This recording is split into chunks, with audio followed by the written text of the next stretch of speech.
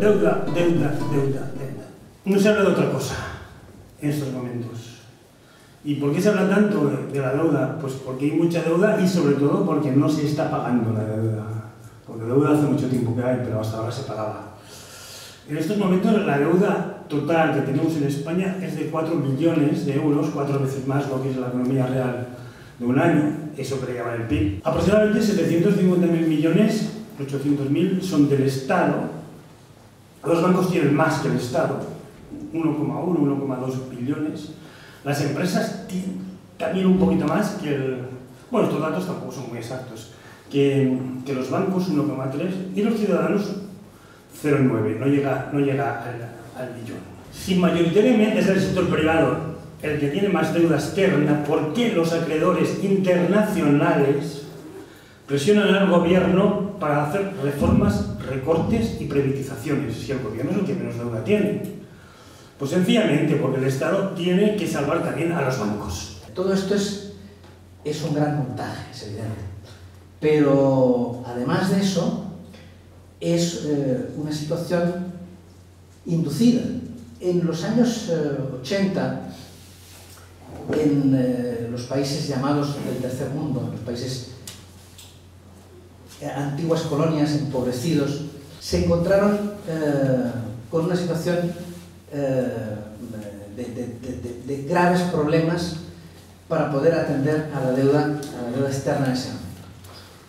La situación nuestra actual es más o menos la misma. Nosotros estamos destinados, me refiero a nosotros a los países del sur de Europa, incluyendo Irlanda, si el petróleo no le auxilia, no le rescata, estamos destinados a ser el patio trasero de los países centrales de la Unión Europea, básicamente de Alemania. ¿Por qué, redemonios, la deuda de las entidades financieras tiene que ser rescatada? No ya los depósitos, que tendría un sentido jurídico y sobre todo tendría un sentido económico, porque si los depósitos no se rescatan, nos vamos a encontrar que efectivamente hay un pánico bancario y eso es una cosa muy poco, muy poco recomendable. Pero es que también se ha rescatado a los obligacionistas y en último término a los accionistas, y eso no tiene sentido. Pero es que además tampoco se ha pedido ninguna responsabilidad sobre qué ha pasado con todas esas situaciones, todos esos beneficios que se han repartido. Cuando alguien dice, bueno, ¿por qué no se rescata a los prestatarios? ¿Por qué no se rescata? Ah, no, porque sería injusto. O sea, eso es injusto. Y en cambio lo de los otros no es nada injusto. Es estupendo, maravilloso, hay que hacerlo y nadie dice nada. Esta crisis se ha gestado durante unos 30 años y la globalización y el neoliberalismo han sido sus herramientas principales. Los años 79 y 81 fueron claves para este cambio. En el 79, Margaret Thatcher fue elegida primera ministra del Reino Unido y en el 81, Donald Reagan. 30 años después, vivimos en el núcleo de la tormenta perfecta, que tiene su raíz en el giro brutal que imprimieron estos líderes, básicamente, auspiciados por las escuelas de economía, como la escuela austriaca, recordar las aventuras también de la escuela austriaca del Milton Friedman en Chile, y fueron los padres del neoliberalismo, imprimieron la economía, este giro a la economía mundial. Se creó lo que se llamaba un mercado financiero autónomo, que es la economía financiera o capitalismo financiero, que se separa de la economía real completamente y se internacionaliza, Otro hecho importante fue la liberación de las tecnologías de la información. Y el tercer fenómeno, y el más importante, es que el mercado financiero consiguió desatarse de las regulaciones que había, creando dinero artificialmente y moviéndose a velocidad de la luz a lo largo y ancho del planeta. Esto fomentó, entre otras cosas, por ejemplo, los paraísos fiscales. En todo este proceso, en el año 99, yo siempre hago hincapié especial, fue un año clave, porque se abolió una ley que existía, que se creó en el año 1936, la ley Glass-Steagall, que la creó Roosevelt, que prohibía que la banca comercial, la banca de nuestros ahorros, invirtiese en lo que se llama banca de inversión. Y a partir de ese momento la banca de inversión empezó a ser caótica. No solo en Estados Unidos, sino que se contagió debido a las tecnologías de la información a todo el mundo. Y la deuda creció en todo el mundo. Y ahora, ¿cómo estamos en España en estos momentos? Pues en España en estos momentos estamos a punto de pedir el rescate. ¿Qué es pedir el rescate? Pues pedir el rescate es pedir dinero y a partir de ahora haré lo que me mandas. Me dejas dinero y haré lo que me mandas. Me portaré bien y estamos en esta situación. El Estado no tiene ingresos suficientes y los intereses que paga por estas refinanciaciones de la deuda cada vez son más altos y se ha hecho insostenible. O sea, esa diferencia que se paga en España respecto a la deuda alemana a 10 años, que se le llama la prima de riesgo, son 4 o 5 puntos. El Estado se lo está pensando y exige a la Unión Europea que para pedir el rescate le garanticen que su interés nunca excederá de un 2% del que está pagando Alemania. Esta es una condición que está poniendo. Está recibiendo presión por todas las partes de que pidan rescate. Los empresarios están presionando para que España pida el rescate porque ellos también entonces conseguirán los créditos más baratos. Los créditos de los empresarios españoles son el doble de caros que los alemanes, por ejemplo. Y el Estado se lo está pensando, pero se lo está pensando sobre todo porque sabe que si pide el rescate, a partir de ese momento, a obedecer a la troika, como se dice, la economía caerá, los recortes aumentarán y entonces se creará un malestar y los gobiernos que han pedido el rescate al final terminan cayendo. Y este es el miedo que tiene el PP. Portugal está hablando que para el 2013 va a subir el IRPF casi el 40% de los ciudadanos. Esto representa la pérdida de una mensualidad del salario real. Equivale a que en España hasta ahora, este año, el IPC ha subido un 3,5%, de este orden más o menos, debido principalmente al aumento de impuestos que ha habido. Y en los salarios solamente el 1,5, 1,6. También ha habido una caída del poder adquisitivo. La historieta esta de la deuda se ha explicado, si vosotros leéis los medios de una forma sistemática, más o menos con el siguiente cuento, ya no le llaman ni historia, con el siguiente cuento. No, es que ha habido un despilfarro enorme y ese despilfarro de las cuentas públicas que nada, todo el mundo ha gastado aquí como locos, ha generado esta situación de crisis. Y por consiguiente, como hemos pecado, pues ahora tenemos la penitencia que consiste en los recortes que se nos están aplicando. Eso es sencillamente falso. Vamos, es que no llega ni a lo falso, es directamente absurdo. Es decir, el hecho es que se generó primero la crisis y después la deuda pública. Claro, la deuda pública estaba a nivel del 39% en el año 2007. En este momento está en el 75%. ¿Y por qué tanta deuda? Pues muy sencillo, la deuda es una cosa de dos. Uno que tiene y deja, y otro que no tiene y pide. Y si hay mucha deuda es porque hay mucho dinero para prestar. Y este dinero para prestar enorme se ha producido, se ha creado, se ha generado por el reparto desigual de riqueza en el mundo. España en estos momentos en Europa somos los primeros en dos cosas, en fútbol, España, y en el reparto desigual de la riqueza. De los 27 de la Unión Europea es donde hay máxima diferencia entre ricos y pobres. Este es un dato que acaba de salir ahora. Somos 7.000 millones en esta nave espacial llamada Tierra y apenas 1.000 millones de estos 7.000 son los que tienen el 80% de la riqueza que hay en el mundo. Y además estos 1.000 millones está en unos pocos, como he dicho antes. Estos ricos prestan el dinero a los que no lo tienen, a los pobres, y los bancos siempre hacen de intermediarios, llevándose un beneficio. Estamos desde hace años en la economía de la deuda. La razón fundamental de que ahora haya esta montaña de deudas, no solo aquí, en todas partes, de que ahora se generen continuamente burbujas, las razones son porque se ha producido una concentración de renta y de riqueza como no existía en aquel momento. La concentración de renta y de riqueza, ¿qué es lo que genera fundamentalmente? Bueno, por una parte generan unos señores que tienen una gran cantidad de recursos y por otra parte la gran mayoría de la población que tiene muchos menos recursos. La razón de que se generen burbujas es precisamente esa. Tienen una gran cantidad de recursos que ponen en este tipo de bienes que podríamos llamarle de inversión, y esos recursos que se ponen en ese tipo de bienes generan la espiral especulativa. Todos van comprando, se van comprando los unos a los otros, como eso crece de valor, otros se ven atraídos hacia ese mercado, hasta el momento en que ya la bola de nieve se ha hecho muy grande y gira sobre sí misma por su propia inercia.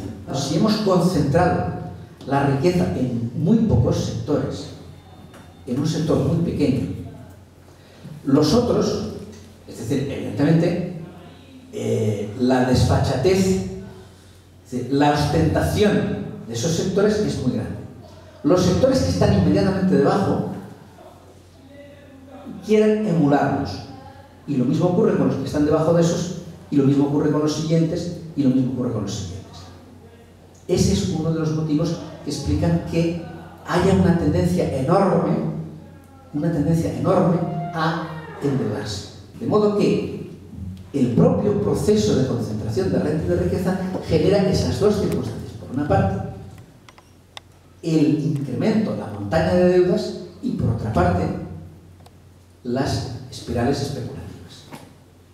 Y unas están en intensa relación con las otras. Si tenemos ya un déficit de demanda derivado de la concentración de la renta y de la riqueza, si a eso le añadimos, además, la existencia de una gran parte de la población que está con el agua al cuello, tenemos un problema muy serio, tenemos un problema de demanda muy serio. Y hay que añadir un tercer problema de demanda muy importante, que son los límites ecológicos de los recursos. Por consiguiente, es imprescindible, lo que por ejemplo a Krugman no le gusta nada, es imprescindible la redistribución. Y es imprescindible, yo no sé si el socialismo, pero algo parecido, una forma de afrontar los problemas que permita que la gran mayoría de la población marque la pauta. Ha llegado el momento de asumir que el crecimiento ilimitado ya se ha acabado, de que menos es más y que se puede vivir igual de bien con menos. Y todo esto no solamente era previsible, sino que fue previsto. Mirad, ahora se nos está diciendo que la gran solución para el problema de los países periféricos sería la devaluación interna, que significa bajemos los salarios, eliminemos los derechos sociales, etcétera, etcétera. De forma que la producción en los países periféricos sea competitiva. Bueno, eso, aparte de que no es verdad, eso no tiene nada que ver con la cuestión de la devaluación interna. La cuestión de la devaluación interna fue construida y programada en la normativa de la Unión Europea. Mirad, yo digo muchas veces, posiblemente el Tratado de Lisboa no lo tenéis a mano, pero el Tratado de la Constitución Europea, ese tratado que al final no salió adelante, seguramente sí que lo tenéis a mano porque lo regalaron con los encartes de los periódicos, etc. Bueno, miraos el artículo 11, pero sobre todo el artículo 172. El artículo 172 te dice: las instituciones europeas que van a formar parte del mercado único es imprescindible que se armonicen, porque si no se armonizan tendremos un desastre. Eso es lógico. Bueno. Todas, como decía la aldea gala. No, todas no. Hay tres pequeñas incidencias que no hay que armonizar. Y como dice el artículo 209, ya lo armonizará el mercado. Son los derechos sociales, en sentido amplio, los derechos de los trabajadores por cuenta ajena y la fiscalidad. Pero ya no solamente vamos a los textos legales. El que fue gobernador, el jefe del Banco Central Alemán cuando desapareció, era un señor que se llamaba Hans-Gerd Meyer. No sé si os suena. Bueno, Hans-Gerd Meyer declaró, cuando ya estaba jubilado, es decir, para lo que me queda de estar en el convento, en el Herald International Tribune o algo parecido, declaró lo siguiente.